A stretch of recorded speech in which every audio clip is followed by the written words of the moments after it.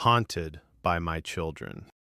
In the western hills of Uganda, beyond the trading centers where radios crackled with distant music, and deeper into the villages where night still belonged to darkness instead of electricity, there once lived a man named Yokana. A man whose hunger for wealth grew so large that it eventually swallowed everything human inside him.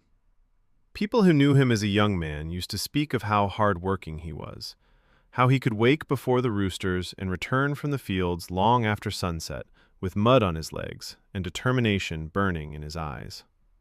He was not born into wealth. His father died, leaving behind only a leaking mud house and a few exhausted goats that looked more like survivors than livestock. And from childhood, Yokana carried a bitterness that settled deep in him like a thorn beneath skin. He hated poverty with a passion that frightened even his mother.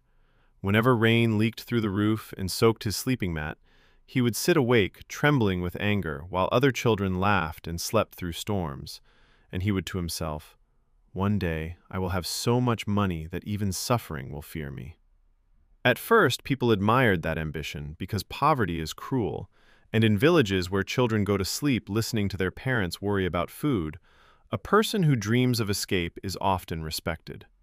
But there are dreams that slowly rot from the inside, and Yokana's dream began to smell of something dark long before anyone realized it. As he grew older, strange things followed him like invisible dogs. His crops flourished even when neighboring farms dried beneath harsh sun. His goats multiplied unnaturally fast.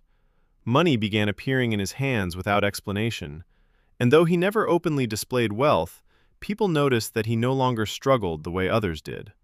His wife, Miriam, once asked him in a low voice while they lay in bed listening to crickets outside, "Yokana, where is all this coming from?"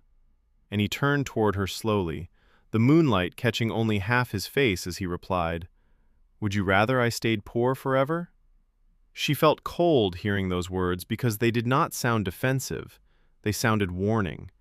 And after that, she stopped asking questions she did not truly want answered.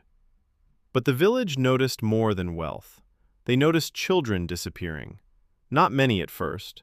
One child from a neighboring village, then another months later, then another.